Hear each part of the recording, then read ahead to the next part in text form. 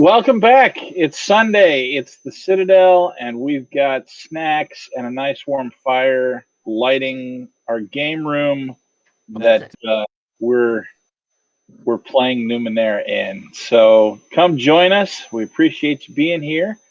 My name is Josh Wallace. I'm the GM for this session and this campaign. I'm one half of Angel Citadel. You can find me as Angel Citadel Josh or Count Zero, just about everywhere. And we'll drop a link here in the Twitch channel as well for our link tree. Come check us out wherever Angel Citadel can be found. Let's go around the room really quick, reintroduce the cast and their characters, and then we'll do a quick recap and jump right into the action. Quartz, let's start with you today. Oh golly, okay. Hello, I am Quartz, and I play Phalo Sarah Luna, who is our stage magician nano magic girl. Excellent. Rusty. Hi, I'm Rusty T Robot in the Angel Citadel Discord and in the chat here on Twitch. I play Doran Le Fils de Montserrat, a big, kind-hearted, beefy glaive who is the bodyguard for the small little Nano. And ladies, yes, he's French. Not that there's a France in Numenera, but he's French. He's whatever. You know, it's just a thing. You know, Cool. There's belief in all that. All right, Joanne. I am Joanne, the other half of Angel Citadel. You can find me around on Discord as Joanne's Angel Citadel Joanne or Corsana. I'm playing Chip Serdun by a Wright who has 3 hands. Chips are done. And last but not least, Hannah. I'm Hannah. I'm Game Snack here on the Discord. I am playing Andabel, the civic archist who works miracles. All right. So let's recap. Where are we at and what have we been doing? All right. So, tragically, Chip and I found our good friend Zoyan and our buddy Radius had been attacked outside of town by some mudbirds who had stolen their memories. The absolute fiends. Frickin' mudbirds. So gross. Anyway, so we grabbed our good friends Phalo and Fisto and went to go see if we could find them. So we did a very thorough search of the area, which included Philo getting accosted by some grass. Yes, that was very creepy. Did not go well. Totally So normal weird. fight that you had with the grass there. 1 out of 10 would not recommend.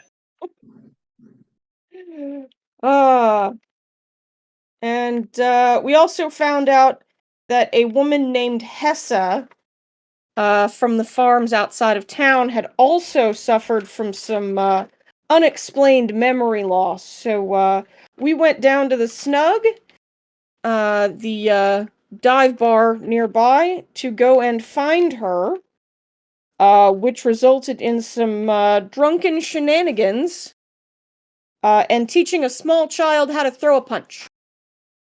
Because everybody got to know how to throw a punch. Everybody needs to know how to fight. It just is how it is. Was very educational. And so we ended in the bar talking to a fella named Federer, who had become incredibly intoxicated and was only semi-helpful, but was very entertaining. He gave us a lead and stormed us off that away. and then Melly gave you actual directions. Which is good, because that away was the wrong one. Well, and there's a lot of stuff that away, and there's a lot of stuff that away even in the right general direction. So more specific is usually helpful. And that's where we left off. So you are standing outside the back end of the snug with one sleeping veteran and directions to a farm that's about an hour away from the city by wagon loaded down with goods. So it's probably not incredibly far.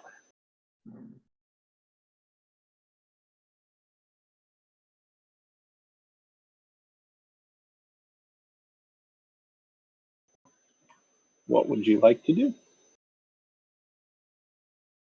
I believe we were going to escort Federer home and check his farm for mudbirds, since he seemed to think that they might be there, with his memory being all Spotified.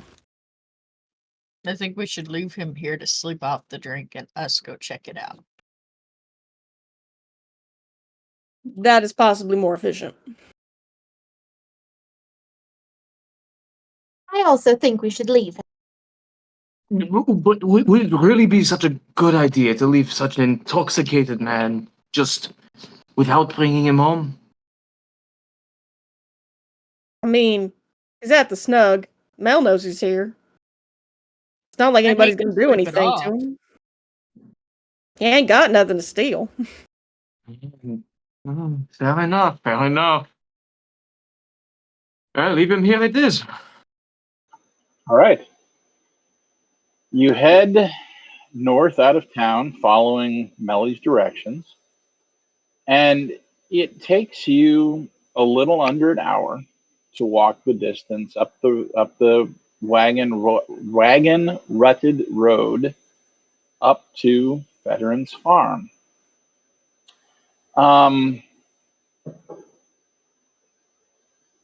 It it's a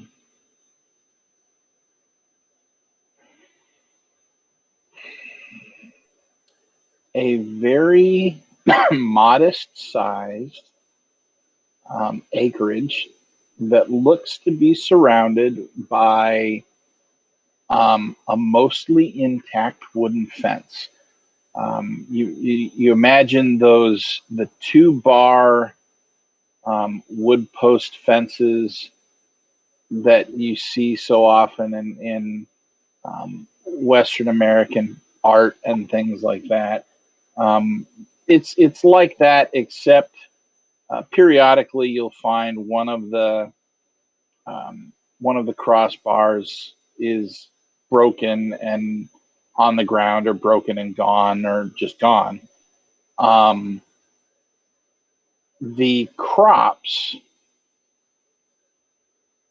all look very sad. They're drooping. They're brown. It's almost like they haven't been watered in at least a week. It's been fairly warm the last week, so going without water is probably not a good thing. The farm has a small farmhouse. It's 2-story, but it's not very large. You're guessing maybe 1 or 2 bedrooms, a kitchen, and some sort of sitting area. And then there's a fairly large barn off the back side of the house that's got a decent sized wooden double door. And you see something of a track or a road leading out to the main road that looks like it's got similar style ruts. You're imagining that there's a wagon parked in there, which makes sense because he said he drove wagons in. So the barn is closed. The house does not have any lights on it. Lights on in it. And it is reasonably quiet. I mean, there's typical night sounds, but you don't hear anything per se.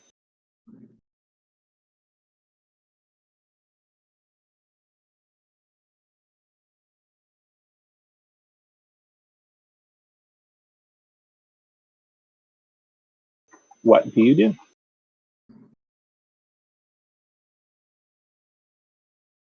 Suppose we should start with the barn. You said you found that feather in a rut in the road, right? Correct. Chips. Well, Yeah, let's start in the I'm barn with thinking the lavender. barn might have the best idea.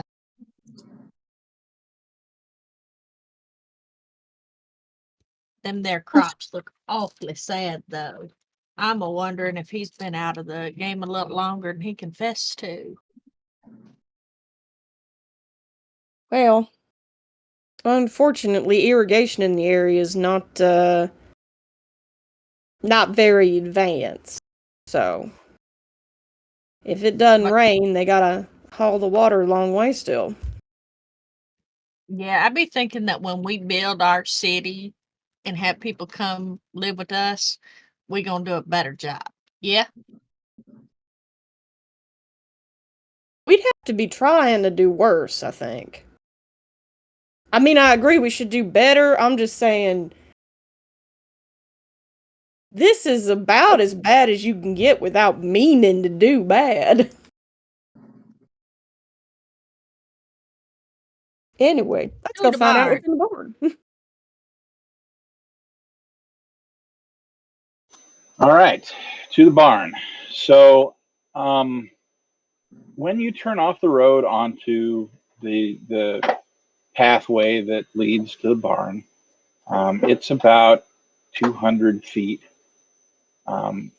before you get there, and as you get within about 30 feet of the barn, the four of you need to make a perception check for me. All right. So that's going to be a difficulty 3. If you have anything that lets you hear better, you can use that as an asset or as a skill bump. But otherwise, it's a difficulty 3 unless you want to add effort into your roll. So it's up to you. Tell me what you're doing. Save the effort for when it matters. Yeah, same. Okay. So your target number is then a 9.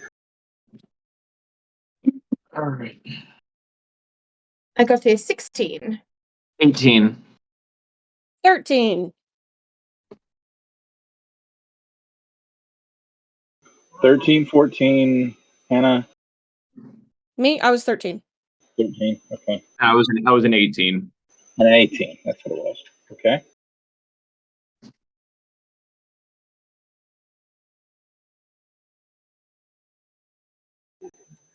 Yeah. And a 15 for Joanne. Okay. So all of you hear a couple of loud-ish, I guess, thuds coming from inside the barn. And a noise that sounds almost like a soft whine. You all are hearing that, right? What in the world is that sound? I'm pretty sure God and everybody heard that.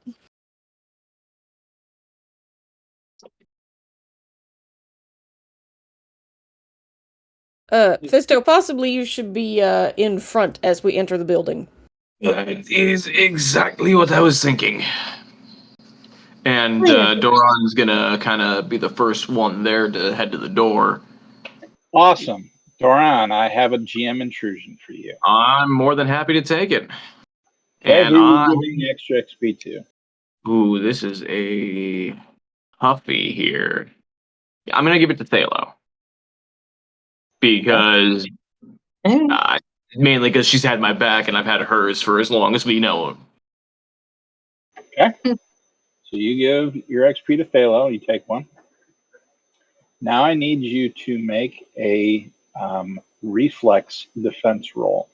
So you're going to roll speed, and what you're trying to do is dodge out of the way as the barn door bursts open and you see a wagon flying towards you being pulled by this.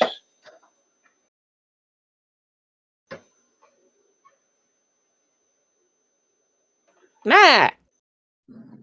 Oh. Ignore the guys, ignore the flags. You're looking at the creature that they're riding.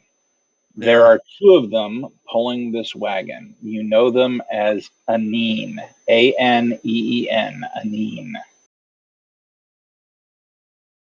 They're so cute, though. Little squishy faces. Hit the wrong button here.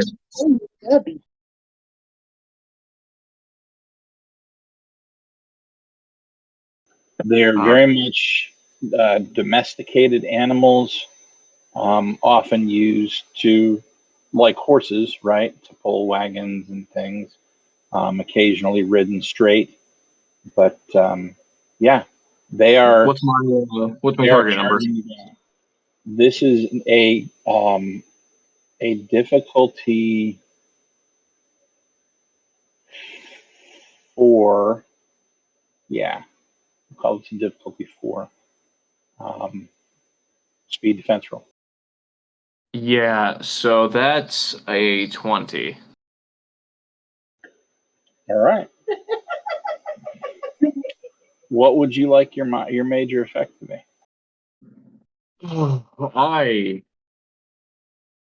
I don't know. Actually, I actually do not know what I'd want my major effect to be here. Think you could grab one of them and try and stop it? You know, yeah. Can I do that? Probably jump not on stop it, it, like- but you could probably grab the reins of one and jump up on it. Yep. Or Okay. you could perhaps leap out of the way and roll and come up on your feet to where you could be ready to take an action without suffering any surprise or anything. You know what? I will take that second option. I will, as soon as it bursts open, Doran is going to jump out of the way, and he's going to, you just see this big man just tucking and rolling, and just pop right back up onto his feet, kind of doing the whole, and then as he stands, he kind of does the whole shotgun pump of the arms. I like it. These two Aneen are pulling a wagon that has 6 mudbirds in the back and 2 in front. One driving, one sitting next to them. The one that's not driving seems to be slightly larger than the others. And behind them, you see another group of mudbirds rushing out of the barn towards you. Crap. Please roll initiative. Rusty, you may take one action before the initiative round starts as a result of your major action. All right. I am what I want to do here, right? Is you said that there's another group of mudbirds running out of the barn, right? Yes, 4. I want to try to make it to where one of them runs directly into my fist. Okay, I'm down with that. So you're going to, let's see here. You're going to make an attack roll, and that's going to give you 2 assets. Here. So 243. Awesome. You need to roll a 3 or better. That's a 5. Just barely. It's barely Very squeaked nice. by. It runs. So are you punching him? Are you Oh close? no! As it's running out, Duran he's just holding his fist directly out at it, just letting it just hit him directly in the. Okay. Just. It sort of squawks. The rest as the rest of them do, and they rush out of this barn, and it, for whatever reason, doesn't see you or doesn't recognize the fact that your arm's sticking out in front of you. I don't. You're not exactly sure, but it runs face first into your fist. Low slide. It's got sort of a scrap metal kind of a sword that's half raised, like it was trying to take a swing at you. And you punch it in the face with your fist. How much damage does your fist do? 6. Okay. You punch it in the face and it stops cold. And kind of looks at you like that dazed look when a boxer gives another boxer a haymaker or something like that. And then he stumbles back a little bit, like he's having a hard time keeping his feet. So yes, initiative. What's everybody got? I got a 7. I got 8. And What'd you get, Hannah? 4. Okay. So Rusty, you got a 10. That beats their initiative. So you guys can go first. That was almost really, really bad. I don't know. So I've run this encounter a couple of times now, and I don't know that anybody's ever not gone in front of the Murden, but you guys almost did not go in front of the Murden. That was wow. Okay. I would have been scared to see how that would have turned out, to be honest. All right. So you guys can. So in combat in Cypher system. Since we're doing it not individually, we're doing it as a group. You guys can coordinate however you want to go, in what order. It doesn't matter to me. And you can change it from round to round. I don't care.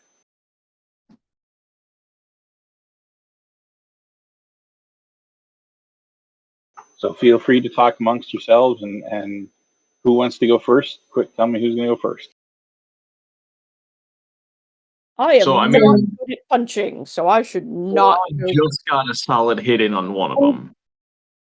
Would we know something like a creature that would scare these things, like reasonably?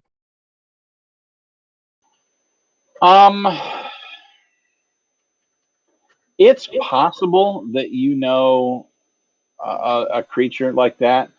What you know about mudbirds, Murden, is that they're scavengers. They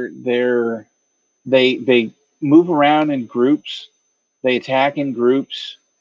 Like a lot of birds, they get scared by bigger things, right? So they know that things like anine are domesticated because they use them. But there are plenty of large predators that they would probably be afraid of, and a few of those you would know. Pick a cat, pick a cat, pick a cat. Like a big cat or a ravage bear or something like that. Yeah, 'cause I was thinking that I could do an illusion to try to scare a bunch of them off. They might not all run away, but I could see that like an illusion of a ravaged bear or something like that. That could scare them off. If we're I concerned just about the wanna consequence. I just want to unhook the Anine from the carriage. Okay. So we have one that wants to cast an illusion, one that wants to unhook the Anine from the carriage.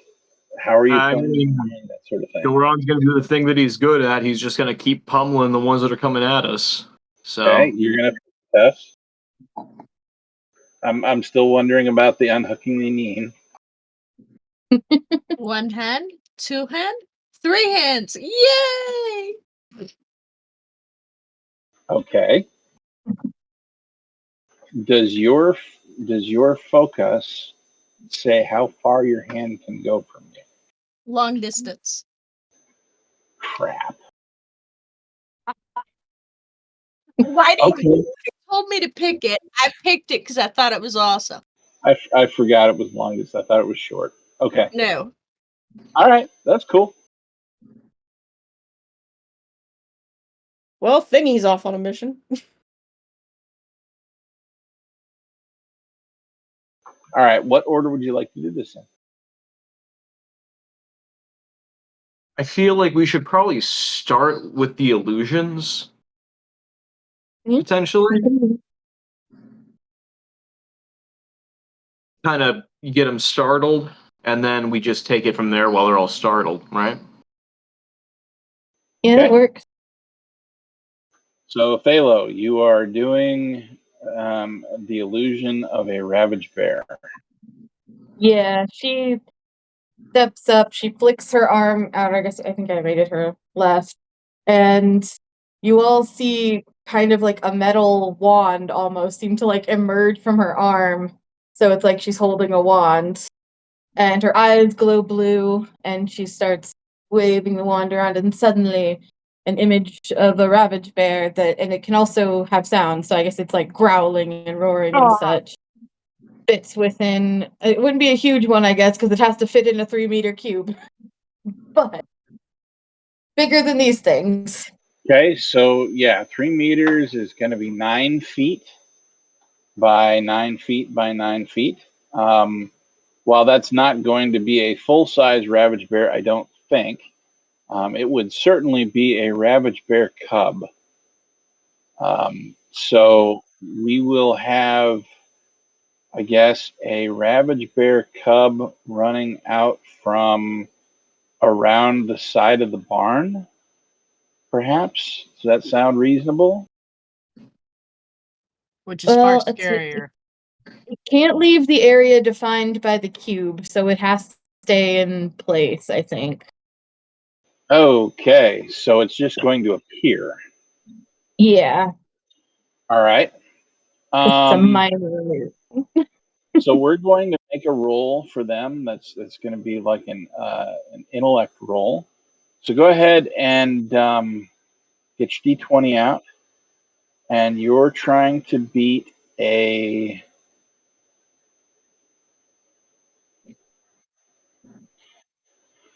It's confined to that cube, and it just appears. I'm going to say you're trying to beat a 12.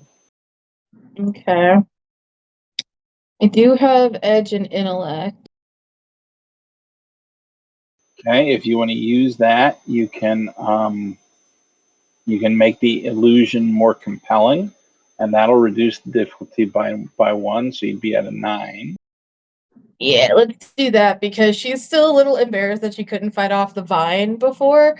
So we're trying to overcompensate. All right. Go. That's a 19. I didn't even need it. All right. So you put some effort into making this look and sound really mean, and the birds on the wagon aren't really affected because they're on the wagon and they know they're getting away. The Anine's faster than or they're being driven faster than that ravage bear is going. So they're not too worried about it. But the 4 on the ground, 2 of them turn immediately and run. The one that you hit, Rusty, is still trying to figure out why all of a sudden there are 8 ravage bears in his field of vision. And the other one is still, he's like, all right, if I got to fight this thing, I will, but where'd it come from? You know what I mean? So we've got two running, 2 are still there, 6 are on the wagon with 2 driving it. Did we decide what you're doing, Hannah? Being a hindrance. Hey, how are you going to do that? I am not combat helpful like at all. That's okay. I heal things. I don't, not so much the other thing. So I can like yell at them.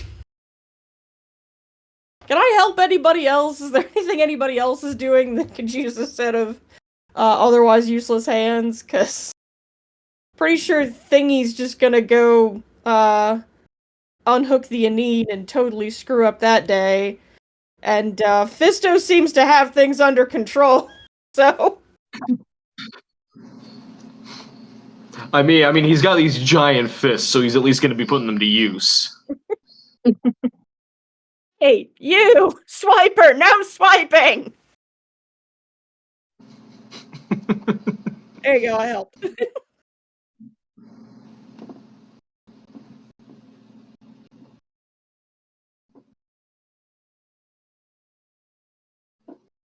All right.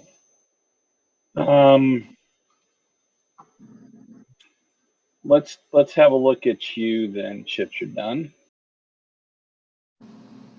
Yes. Would you like me to read my tier 1 ability with my hand? Yes, please do. Okay, tier 1, since I have a third hand. Third hand, a level 2 free floating hand-like construct of textured green-black material accompanies you and follows your instructions. It is twice the size of your own hand. The third hand can move up to a long distance from you, lift something about as heavy as you could lift with one hand, manipulate objects with about as much grace as you could, and so on. You probably make rolls for your third hand when it takes actions. A third hand in combat usually doesn't make separate attacks, but helps with yours. On your action, if the third hand is next to you, it serves an asset on one attack you make in your turn. If the third hand is destroyed, a new one forms within a few days and follows you like the previous one, enabler. And it also offers me proprioception. You're trained in tasks relating to find your way in the dark by using your third hand to feel the way ahead of you, enabler. Okay. So what are we having this hand do? The hand and I are moving to the wagon and stealing the reins and unhitching the knee.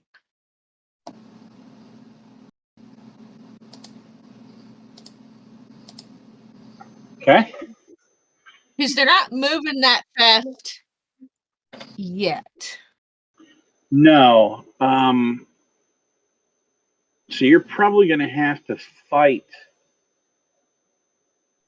to get the reins from them, but the pin that's connecting the yoke to the wagon Yeah, my probably hand, not something that they're paying much attention to. yeah, the hand can just pop it right out. Okay. You send your hand, and because the wagon's moving, I'm going to make you roll for this, but it's not going to be very high. I think we're going to do a difficulty 3 task to get the cotter pin out and then pop the lynch pin. Well, since I put my dice tray somewhere and I don't remember where I put it, we're just going to hope Foundry's nice to me tonight. I would say Foundry was pretty nice to you. What would you like your minor effect to be? Since the Anine are no longer attached to the wagon by the yoke, I would like to state that them jerking forward without the wagon will pull the mudbirds off the front seat. It won't get them both, but you can get the one holding the reins. Yeah, because he's going to hang on to that and he's not going to want to let it go. And I just can picture him like clinging to it and just face planting. Yeah, I can see that. Man, we are just gonna do all of the Western tropes tonight, aren't we? Just every single variety of pratfall and nonsense. Yippee-ki-yay! I mean, all we're missing now are just, some arm bars, Welcome to Slate, the Spaghetti Western Machine God. Yeehaw. I feel like I need to be using a John Wayne voice or something. Well, is this a mudbird I see before me? You're a long way from home, Pilgrim. All right.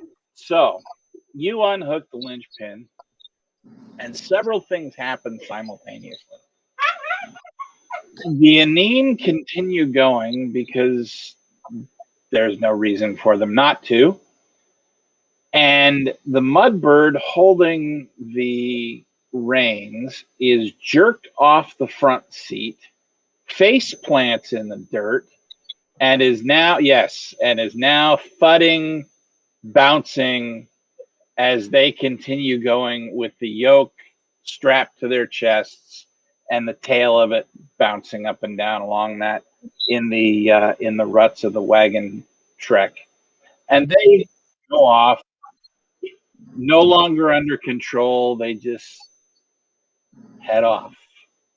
Well, that worked out just a wee bit better than I expected, yeah? Island for the Unfortunately, sunset. For the remaining mudbirds, it's a two-wheeled wagon. And so when the linchpin goes and the Anine run off, the front nose of the wagon proceeds to drop into the dirt. The sudden jolt sends all 6 of the mudbirds in back, crashing towards the front of the back of the wagon in a pile. The one that was left on the front seat also continues forward because yay for momentum, and he too face plants in the dirt. Inertia is a property of matter. Even in Numenera, physics is not always your friend. This is correct. Just because the past civilizations have conquered physics does not mean that you have. Oh no, that's worked out pretty well. So, I mean, all I can think of is that you are not immune to propaganda meme, but it's you are not immune to physics. that's right. Physics is where it's at.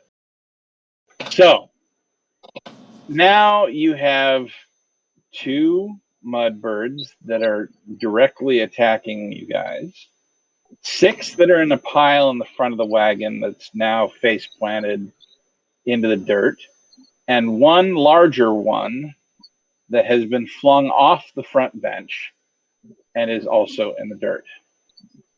Well, now that they can't move, I actually can do something. By all means, what would you like to do, Hannah? So I am going to use my demeanor of command. That's 2 intellect points. To make them believe that I have authority and am somewhat important. And I'm gonna tell them to hold still. Alrighty. Nobody move.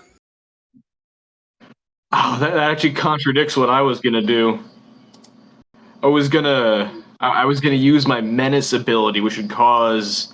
Then again, it's one foe with it that I choose within immediate range that would use their next action to move away from me. So Okay. I'm gonna leave the two. I don't to see. you. Yeah, I don't see that as being in conflict, right? So you've got I'm one gonna that's see what not the wagon wins. dazed that you could do with that or do that with, and Okay. she's, she can focus on the 6 in the wagon and the 1 on the ground. Then how about this? The one that I just clocked in the face, right? I'm going to use my menace ability on that. So one foe you choose within immediate range uses their next action to move away from you. Okay. So let's start with the demeanor of command. All right. That is, so you're going to take 2 intellect points and subtract them, and then they give you at least a round to have your say. So you gain a free level of effort that can be applied to one persuasion task you attempt during this period. So you're persuading them to stand still. Yep.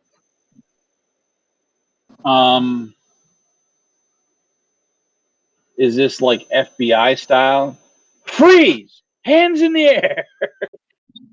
Exactly. All right. That's going to be a difficulty Reach for the 3. skies. There you go. My name's Woody. Reach for the sky. All right. So that's going to be a level 3 task. You have a free level of effort, so that brings it down to level 2. Okay. If you want to keep going, you can spend your own effort to bring that down another one, or you can try and beat a 6. Let's spend a point of effort here, because there's a lot of them, and I really don't want them doing That's anything. fair. And I was incorrect. So it's 2 in intellect points, but you have 1 edge in intellect, so it's only 1. Okay. Only 1 to use that ability. For your effort, it would normally be 3, but since you have an edge in intellect, you only have to spend 2 for that. Okay. So that's another 2, 3 and total. now you're at a 1 difficulty, which is you got to beat a 3 on a d20. I got a 19, so Holy minor and major actions, Batman. 19 for the overkill today. I guess. Right? We're getting like these. We're hitting these 19s and 20s. All right. So you manifest your authoritarian demeanor and tell these. I am the law. You are the law, and you tell these mudbirds to reach for the sky or freeze or whatever. What would you like your minor action to be? This is something that's not going to directly hurt them. It's not going to necessarily disadvantage them, but it would potentially put you or your allies in a better position the next turn.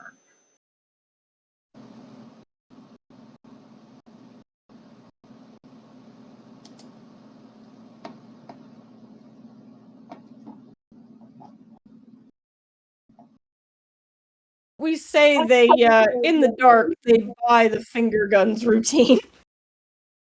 And they think we are more heavily armed and dangerous than we actually are. Okay. I feel a Hitchhiker's Guide to the Galaxy reference coming on. I want you to pretend that I have a giant Kilozap blaster in my hand. You do have a giant Kilozap blaster in your hand. Well, I wouldn't want to tax your imagination. Just to make it easier on you. Yeah. So, okay, they think that your finger guns are weapons. All right, all right. Rusty, you are making this dude move away from you next turn. Yep.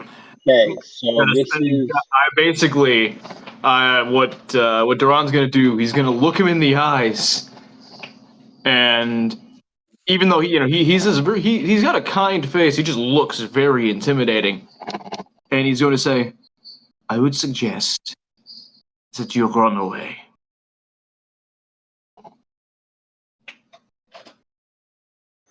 okay. And which one is this? Menace, you said? The one that ran directly into my fist. Okay, so that renews every time you make a recovery roll. All right. You cock your hand back. I would suggest that you run away. And the mudbird squeaks. Doesn't squawk, doesn't caw, he squeaks. And he backpedals. He's not interested in turning his back on you. He's just going to sort of run backwards without looking.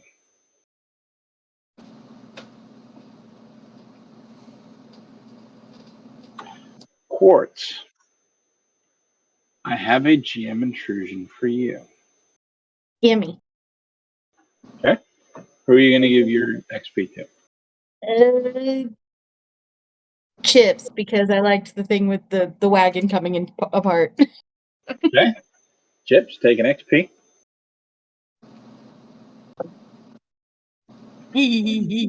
And the intrusion is that as this guy is backing away,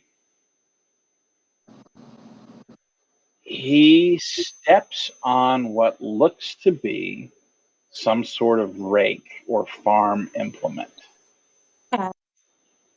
And it pops up and smacks the one that's left in the back of the head.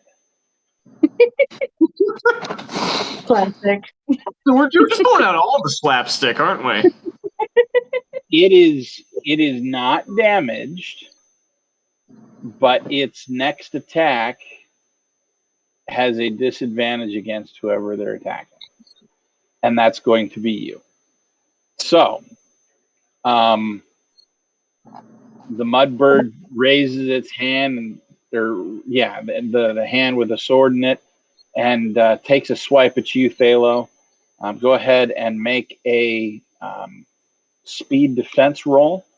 It is not difficulty 3; it's difficulty 2 now, because he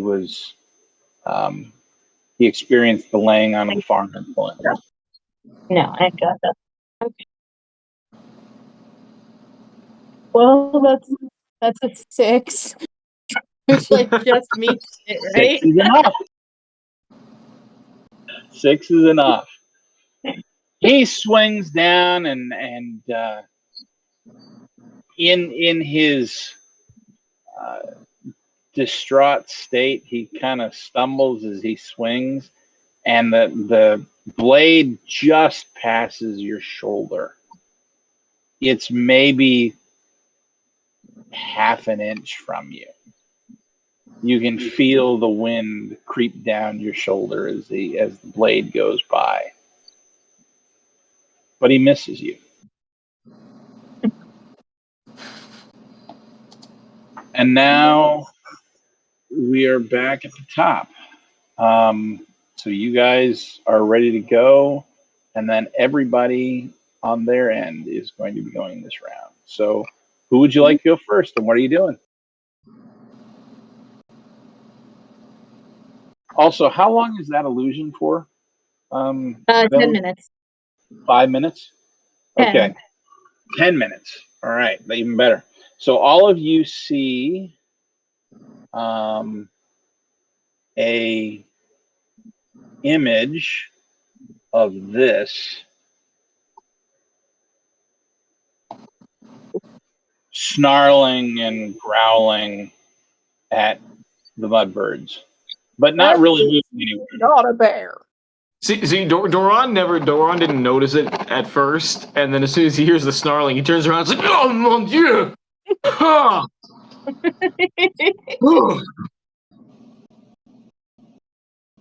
Oh,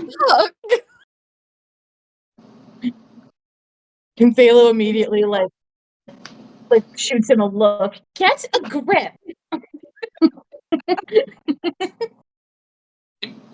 look, it's bigger than me. Stay It's with it bigger now, than me. so Is Chip's the one that freaks people out? You gotta be Alright. the least weird person here. So what are we all doing?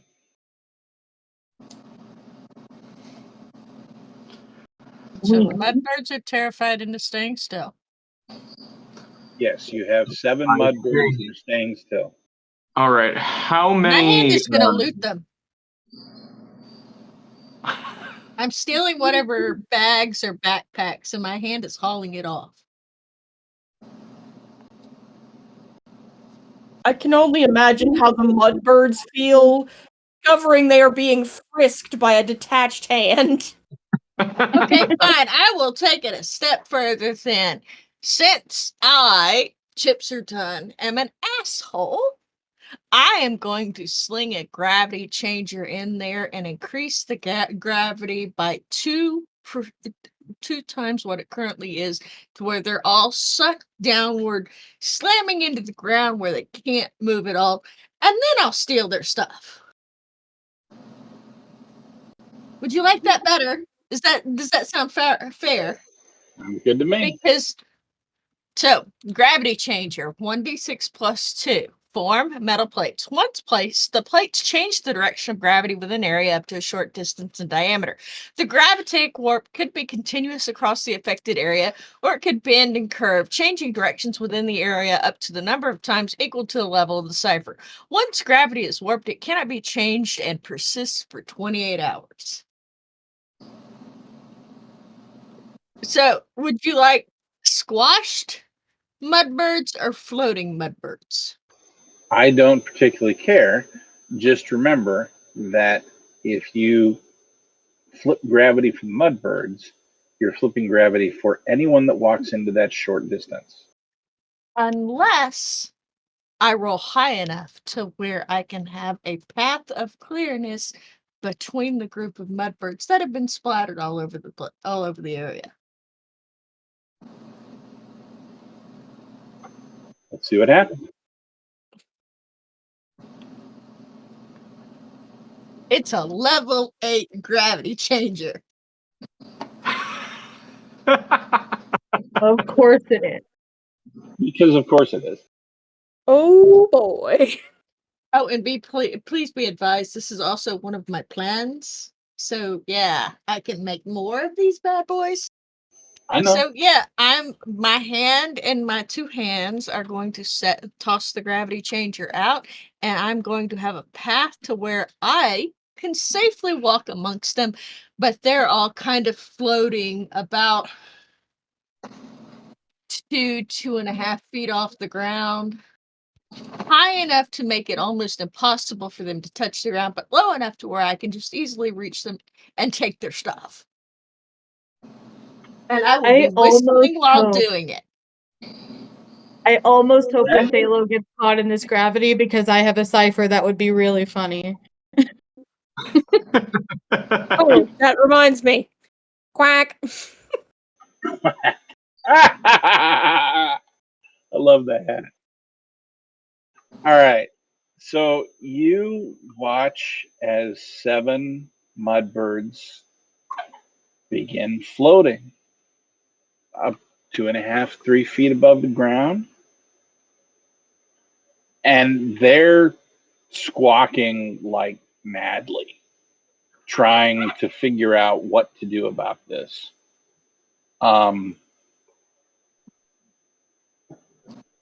Just Yeah. hold still. Just hold still. It's gonna be a lot easier if you just shut up and hold still.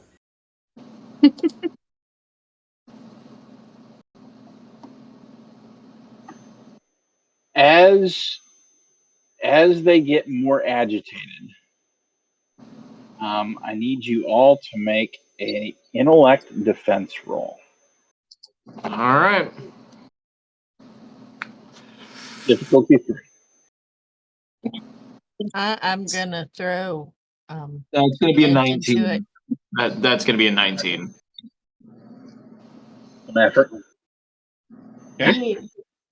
So you have intellect edge.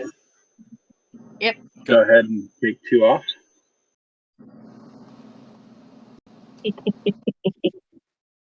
Would you roll, Quartz? So I'm also trained in intellect defense tasks, so that drops Okay. into a 1. So grab the 1 with a nat 20, because of course. That's just how these things work. I can't tell what you guys can see. Nat 20s. Yep, and it's a 19. It's a 19 for me here. Hold on. See? That's a 19 for me as well. What did you get? 14. Hannah? 14. That will do as well. Okay. Fuck you, birds. Yeah. Okay. So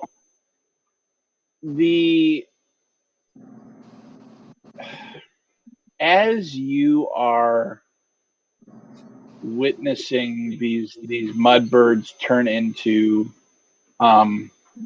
Bert and the kids from Mary Poppins, you feel in your mind like a television static, and it's irritating, but it's not. It doesn't hurt. And it seemed to coincide with them getting more and more agitated. You have 2 mudbirds, one that was backing away from you, Rusty, and one that tried attacking you, Quartz, that are remaining, that are in a viable state to do things. I'm in a pile. Wow. The one that was backing away from you, Rusty, is clutching his sword and holding it in front of him. You can see him shaking. Yes, one-handed, but yes. And yes, just like that. And the other one is frantically shaking his head, trying to clear it before he looks up at you again, Thalo. Wow. She's pretty irritated that she got swiped at. How dare you? And she kind of glares at him and then uses onslaught. Excellent. Physical or mental? And that's what I'm trying to say, because he's already pretty dazed, but he's trying to. I guess we'll do physical if that's worth more damage. Okay.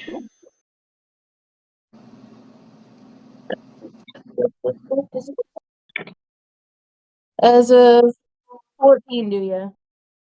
14 is going to hit. So that does how much damage? It's 4 physical, 4. right? 4, yep. You do 4 damage to this thing, and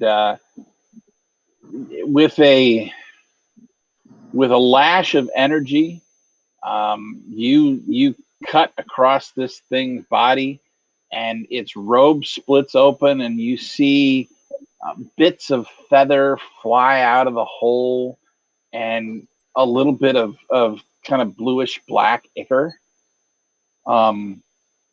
drip onto the ground.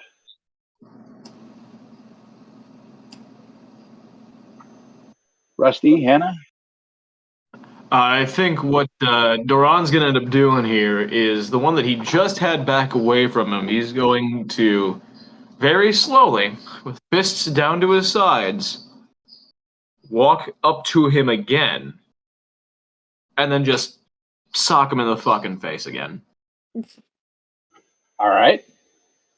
So make your attack roll. Again, this is DC 3. It's just there. I rolled a 9. Awesome.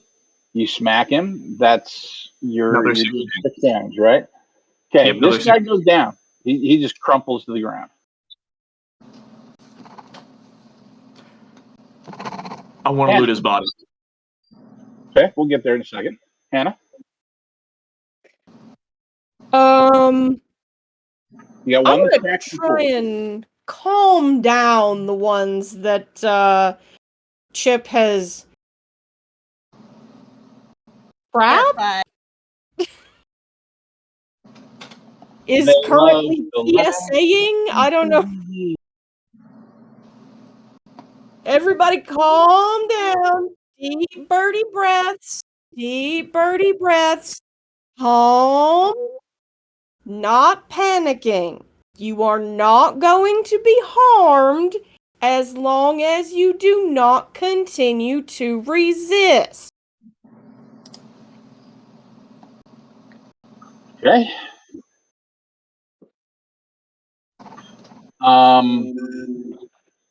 You are using what to do that, or are you just using persuasion? Well, the demeanor of command lasts for an hour, so I've still got that, and then it would just be a persuasion check. Okay, so let's see. That's got a free level of effort. So you're doing persuasion at 2. So 6. 6. We're either just barely making it, or you're rolling 19s and 20s. I got it. Okay. Keep him on the edge. That's just how it goes. They slowly stop struggling.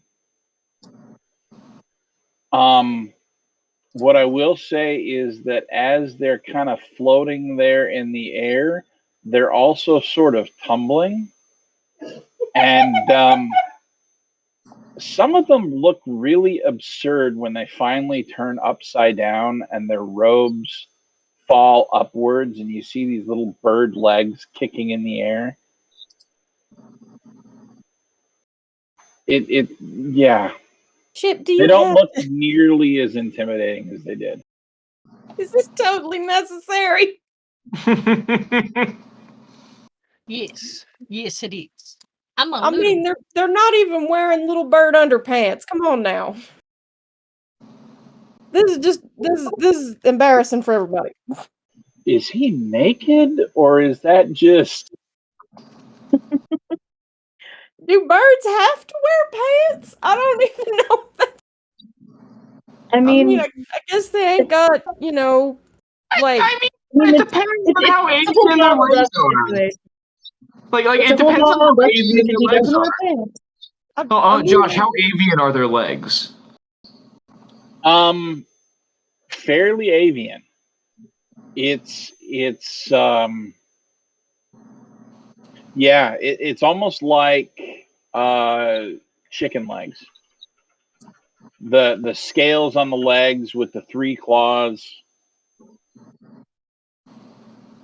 I mean, I guess you gonna gotta, like, cover up the cloaca, I guess?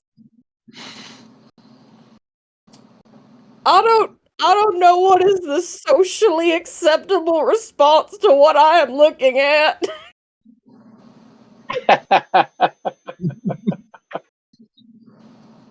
Oh golly! All right, so yes, you have 7 birds that you can start looting.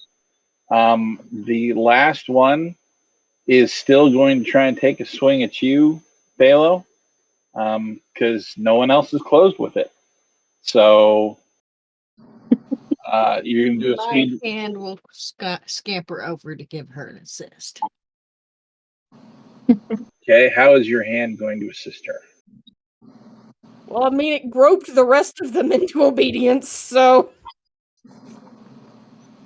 Just like hold it by its head, just like no. the thing doesn't actually tell you, but I'm thinking that it goes over and flips the cloak over the bird's head. Oh, good grief. And Doran is also going to come over for an assist as well. Look. Poor bird. I Who's told dumb you enough to keep straight swinging up. at this point? If Getting ganged we're up playing on. Numenera, I ain't taking a damn thing seriously. I mean, we're just bullying. We're just going to be bullying this thing at this point because Doran's going to come over right from behind it, right? And his hand is just going to be gripping the back of its head, not squeezing, just gripping it. Are you gonna give it a swirly? Oh no, just holding it in place for Thalo to do as she pleases with it. Okay. So Oh boy. the hand, you know what? I'm going to allow it just because it's amusing.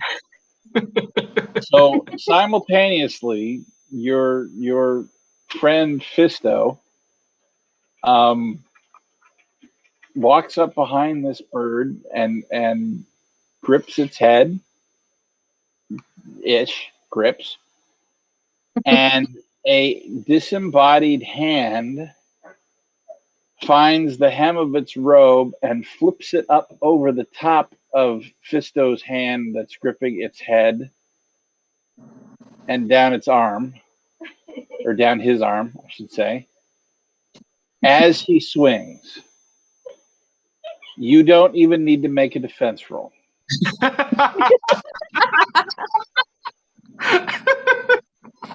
He swings and, not able to see what he's doing, the sword flies past you, buries itself in the mud or the dirt, and as he tries to lift it again, it sticks, and so his hand rips off the hilt of the sword, and now he's disarmed.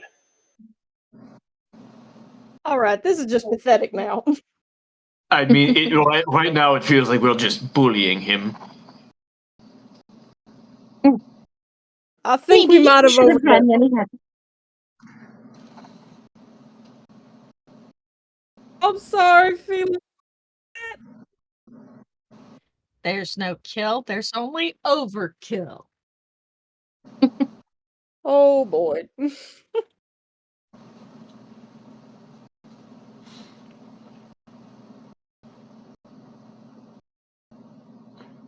All right. So Well, now that we've achieved total dominance over the birds, I'm gonna start looting the bodies of the floating birds, and I will kindly reach out and reorient them to where their heads are up and their feet are down, simply because I'm a kind soul and I don't want to look at bird butt. just try and hold still. It'll be okay. All right.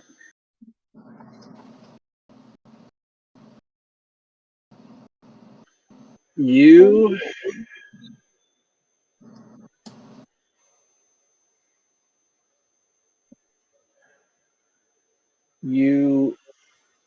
begin looting the bodies,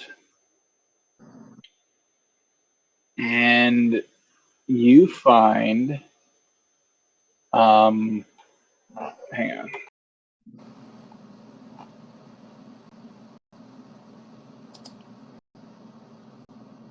You find among them 4 shins, 2 ciphers, an oddity,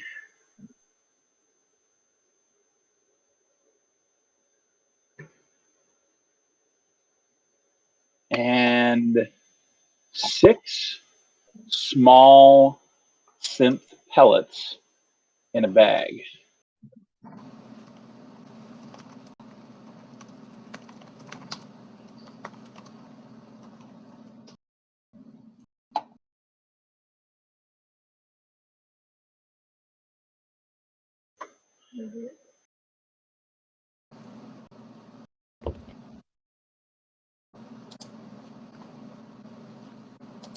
Do we have to like divvy that up or? If you can get it away from Chip, sure. So the No, oddity is 2 5-inch metal and glass discs that hover around your wrists when you hold them. That's the same one you gave me already. I don't know if you're trying to mix it up or. No, I drew it off a random table. Get something find for it your again. finger wrist. Sparkly, decorative. Anyway, I would like to examine the 2 ciphers that I found. One of them is a injector. The other is a handheld device. You have understanding Numenera, correct? Yes. Make an understanding Numenera roll.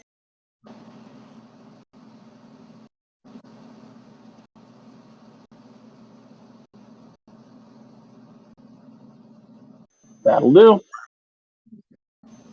The injector, during the next minute, the user gains 3 immediate rerolls of a failed roll. And the handheld device puts that user out of phase for 1 minute. I will stuff them in my pocket. Okay. I mean, also 4 shims is basically nothing, right? Like $4. Yeah, less than that. More like 40 cents. Ah.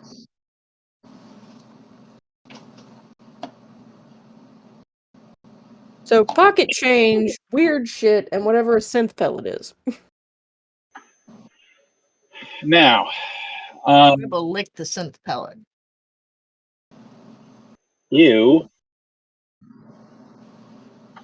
as you touch your tongue to the synth pellet,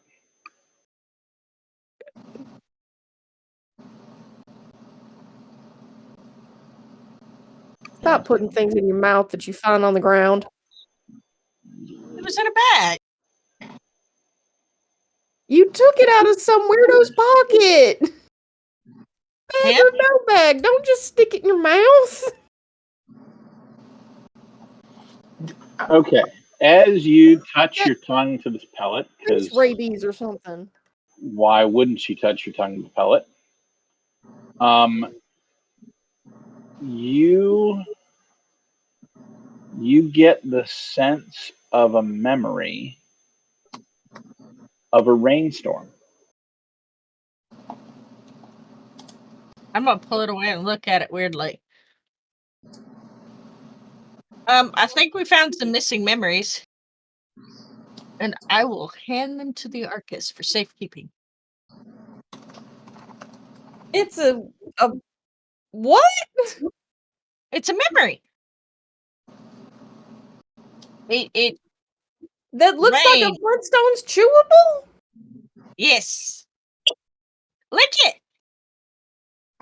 it. I kind of want to lick it. I'll touch my It tongue to doesn't it. taste like anything. I licked it and I had the sense of a memory of a rainstorm. And since it's been a few months since it rained, it really wasn't, my memory. So, maybe you should lick it, yeah?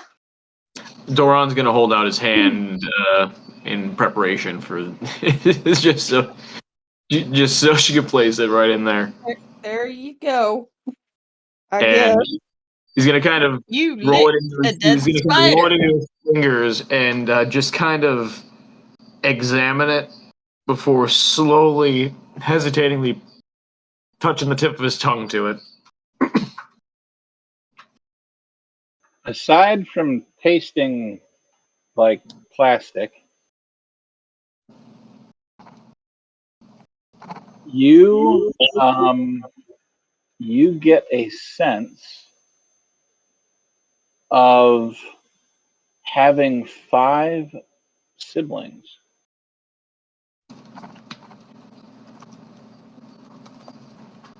There were 9, but now there are only 5.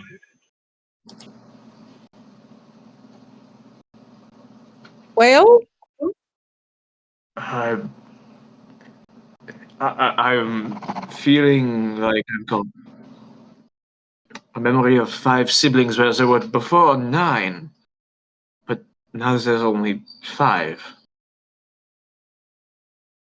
Okay, that's probably Rad's, because he was trying to count his siblings and could not when we were discussing it with him. Right, I mean, Earlier. that sounds correct. And he is just going to very gently hand the little thing back over to Annabelle. I'm going to let you hold on to this. All right. Why don't we just ask the bird fellas directly? Bird fellas, are y'all calm down enough to talk?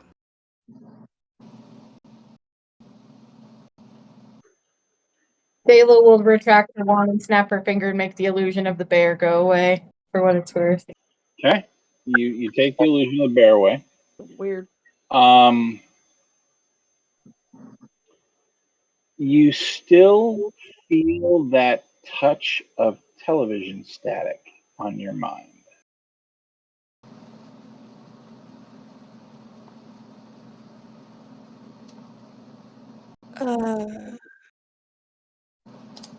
Does anybody know if the bird fellas can actually talk? I don't think I've ever actually heard one of them talk. I don't know. Now that you mention it, you don't think that you've ever heard of birds talking.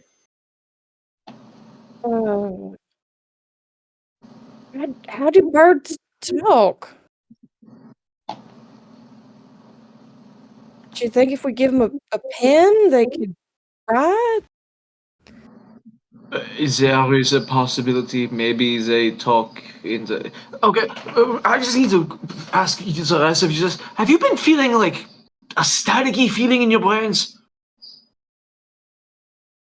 Yeah. Since we scared the bird. Okay, so it's not just me. Part of me feels like that might be from them. Maybe. Because it started directly after we engaged them, right?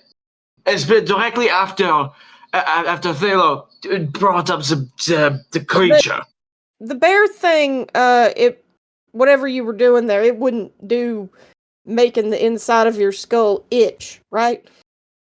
I mean, it shouldn't. It's just an illusion. You can see it and hear it, but that's about it.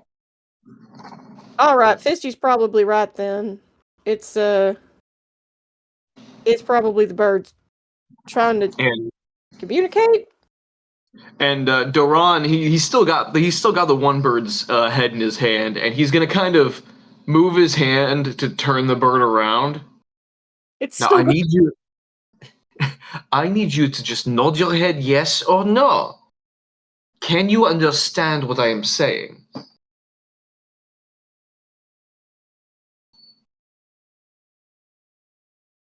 Did it fall asleep when you put the blanket over its head? Birds do that. Is it? Hello? I don't know if The Oh, damn it. larger bird looks at you. You, Hannah. Not you for you. Okay, well, one of them at least hears us. That's something.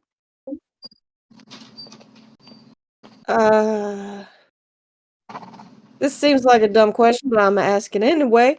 Mr. Birdfella, can you understand us when we're talking to you?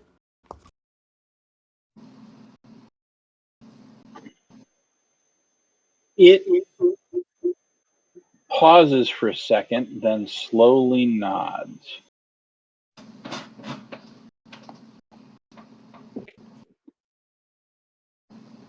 Joanne, what on earth? So echo from All right. legs.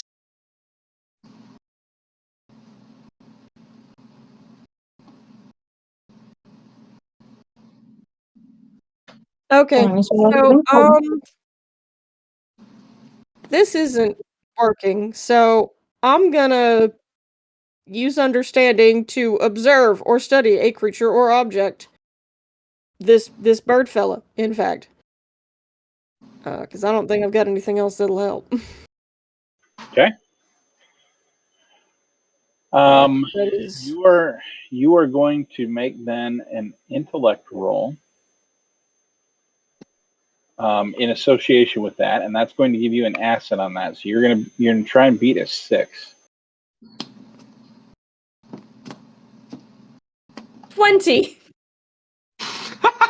Awesome. I know everything about the Birdman. You know all the things. The static in your mind parts,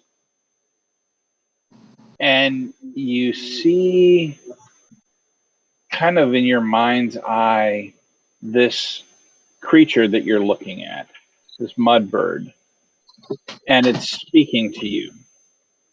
Let us go.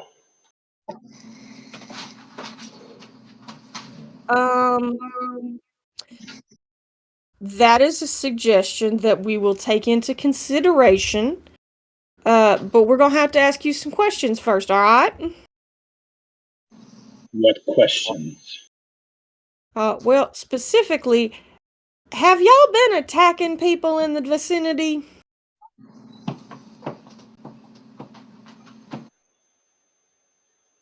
Not attack, scavenge, collect. What are you collecting? What is happening? He looks at the bag that you're holding, the bag of 6 pellets. These little things? Well, what are they?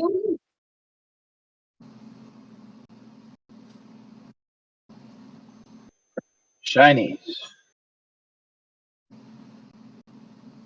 I guess in the right light. And what do you do with shinies? These ones in particular. You collect them. There is a machine that makes them. All right, but what purpose do they serve? I mean, are they food or money or third thing? He looks at you confused, like I said they collect them. We collect them. The collecting is the thing. All right. So y'all are just like making a little collection of other people's memories, setting yourself up like a little display case or such like. What memories? The shinies. Now he looks at you confused. Almost like he has no idea what you're talking about. All right. What's that, Chipper? That's where the machine is. Above table. That's fair. So can you explain about the machine then? The one that makes the what do you know about it? You put it on hand, touch hand to someone's head, and it produces pellet, produces shiny. All right. All right. And from whence did it come?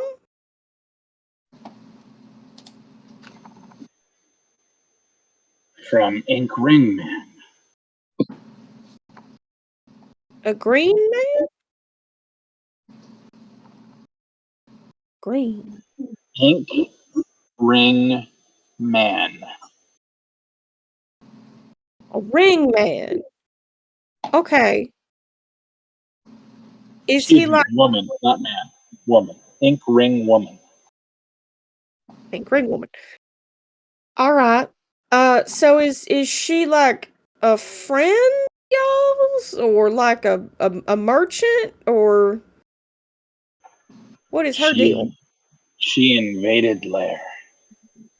Oh, She so she was invaded making home. trouble. Recapture. Uh-huh. Took machine. Uh-huh. Make shinies.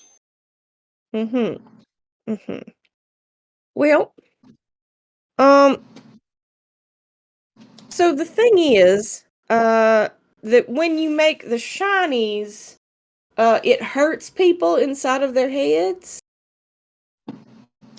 Uh, does it work for not people like the names, or does it only work on like people?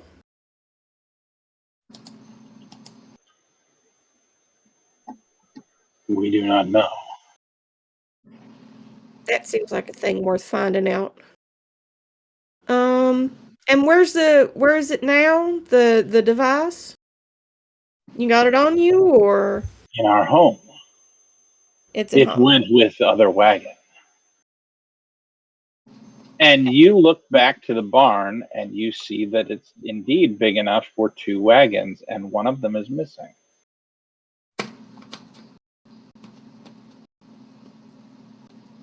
Okay. Okay. And where is the pink ring lady?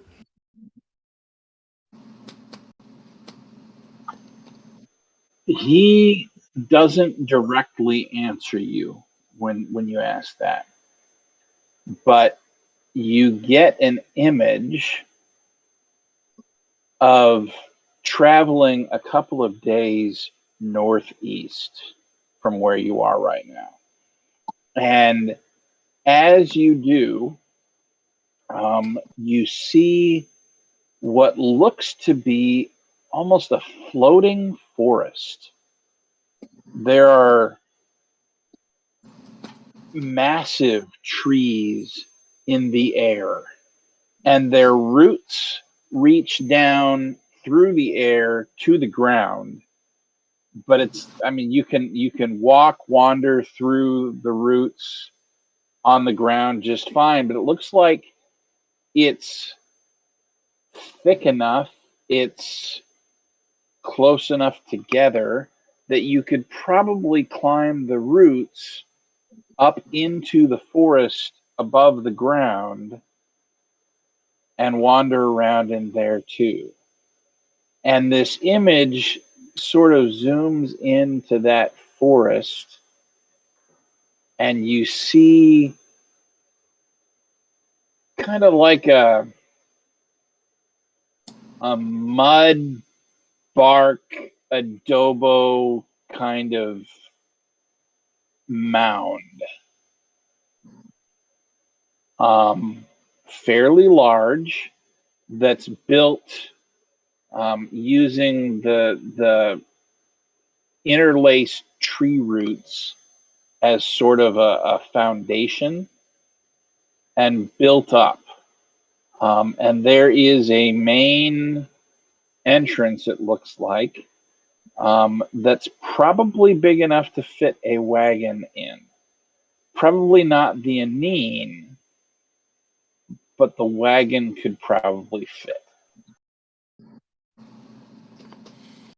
Well, that is just just an architectural marvel right there.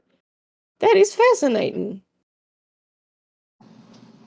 Y'all live there, or is that something else? Is that somebody else's joint? Home. Y'all built that. That is fascinating. How much weight do you think the floor of that could hold? He looks at you like he doesn't understand the question. I'll do some stress tests when we get there. I'll make a note of that.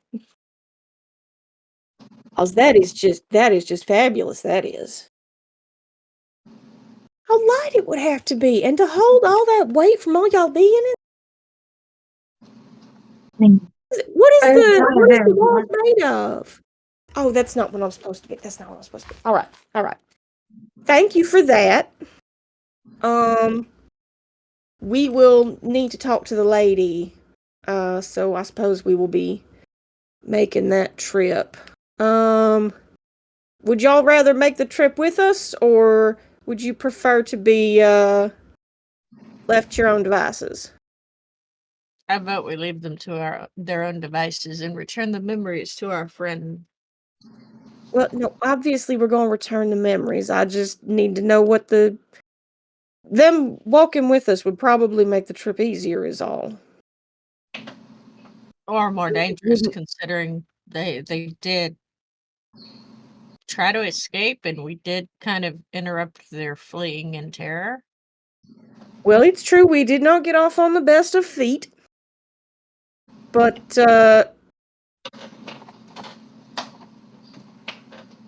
all's well that ends not entirely with fatalities. So Would it be such a bad idea to just leave them here?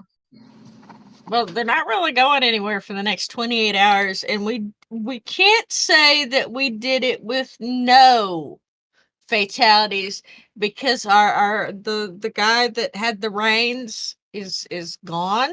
So, and he was being kind of dragged a little bit. So unless he got smart enough and released the reins, he might not be. He, even if he's still alive, he's not going to be in a very good mood. Yeah. And no, I'm pretty sure that I gave one massive brain damage. that's Oh no, you killed him. He's dead. that's And then he says that he's gonna look over at the bugbear that he bodied and just actually I think I killed that one. So Fisto, he's missing part of his head. oh, you never know with these things. So they're gonna be stuck there for a while. So why don't we go back to town?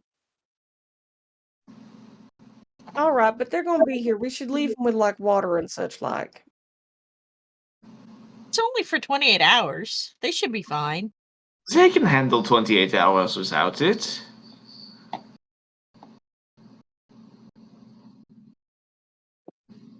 Y'all are absolutely ruthless. You know that? Absolutely ruthless. Who lied and told you I was nice? The only No, ones that I have you- to make sure are safe is safe. So that's she's the one paying me anyway, so Chip will sigh heavily, go Oh. over to the well, pull up a bucket of water, walk back over, and dump it on all the floating guys. Just kind of create a river of floating water around them. See, look, they're watered now. All right. They just have to pedal over to it and they can drink it. I feel like that's like the old pictures of the old astronauts, when they'd squeeze the drinks or whatever into the air, and they'd be like these Little round floating globules globules. floating. Yeah, Stick a straw in a spear. All right. Well, Mr. Birdfella, apparently the floating will last for a little more than a day. So a little after this time tomorrow, y'all should be able to move around on your own again. We'll have fish put him in there. He can join his brethren in the floaties.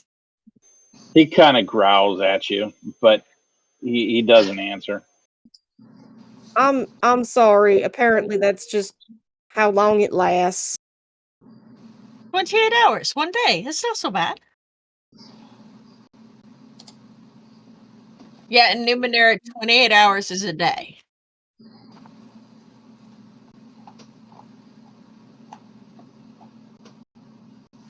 Good luck, Mr. Birdfella. And I'd say no hard feelings, but I'm thinking there's probably a lot of people with some pretty unsoft feelings right now. Y'all have the best day you can. It growls at you, but there's really not anything it can do. Both of us are sort of helpless to resolve the situation, frankly, so I suppose we will get back to the other thing, which is figuring out whose memories go in which head. Away we go.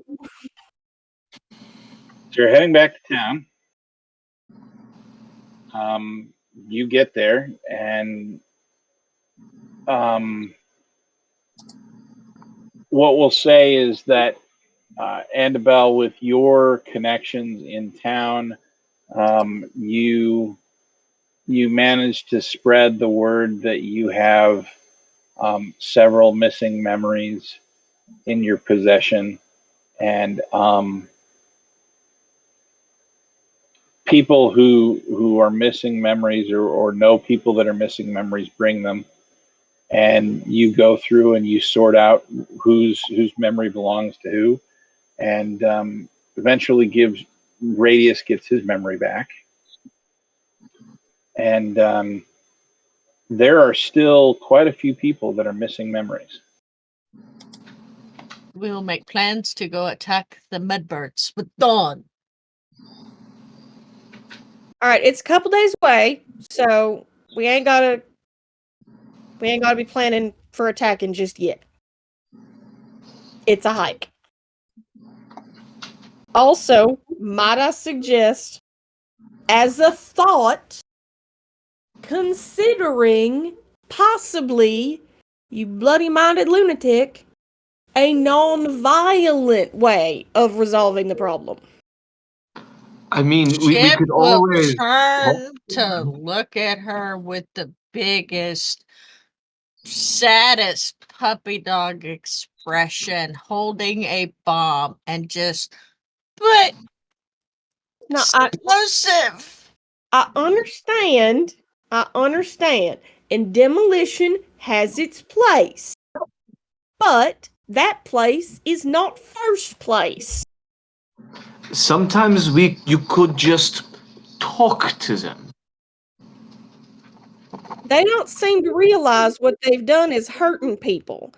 They just think it makes weird shiny things, and they're birds, so they like weird shiny things. It's She's just pouting. a part of their nature, you know?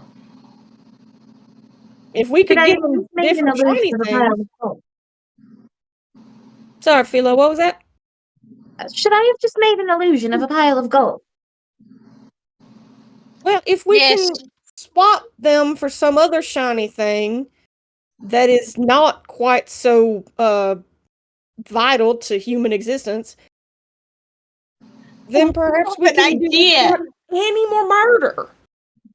What if I hid some bomb ciphers in an illusion of a pile of shinies, and that attracts the birds over, and when they reach for them, boom, explosions. Look, I thought we just talked about not resorting to violence as the first option. What's wrong with you? That is not going on the list of possible things to do. Okay, fine, it can be plan C, I guess. No, that's like playing 11-13. It is so far down the line. Well, that's just not fair at all. We could make it plan D.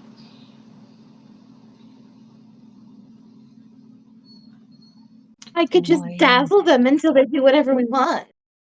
Y'all are The, gonna give me an aneurysm. The Frenchman seems to be amenable to your suggestion. I think Chips thinks it's absolutely brilliant. Use the illusions to distract them. That way, when they get close enough, and then when the bombs go off, it's Mudbird Chunky Salsa. Ah, right. The bombs. The bombs for the mudbirds. The bombs made specifically to kill the mudbirds. Mudbird bomb. I love you, Rusty. You're the best. I had to throw a Kronk. It felt like the perfect time to pop a Kronk It in there. was that. Yeah. But Chips does not like mudbirds. Chippy's a homicidal lunatic. Fisto's Yes! That's also beside the point. homicidal, less lunatic, but French, so I guess that evens out in the middle. And Philo clearly doesn't care whether anything lives or dies as long as it ain't her. Well, Y'all should not be left unsupervised. That's why we have you, our supervision. See, and Doran's mind is just way too what's the word I'm looking for here? Influenceable. Influenceable. He's easily influenced. Well, you made a suggestion and then insisted I do it last time, so All right. So, as a side note, on your way back to town, before you give the memories back, because I didn't think to do it, you note there are two Anine that are still tied to a yoke that appear to be eating portions of somebody's crop, oh, dang it. I will collect the Anine. probably because they were locked in a barn for a week by somebody that forgot that they were a farmer and haven't eaten much. oh, poor little fellas. I have new pets. There is also Them's not an pets, them's livestock. unconscious mudbird still gripping the reins of the Anine with one clawed hand that looks quite worse for wear. Now that is I a loot him. determined fella. Chip, Determined. is that one of the ones that you took care of? Yes. Determined fella. I'm going to ease the reins out of his hand, check his body for loose change, give those to the others, because I don't. My character doesn't really care about shins. She only wants ciphers and shit to blow up. And I'm going to smile eagerly. Look, I have a Anine. Chipper, I don't want you to take this the wrong way or nothing. Do you have any idea of how to take care of a Anine or possess the Yes. fields requisite to their appropriate care?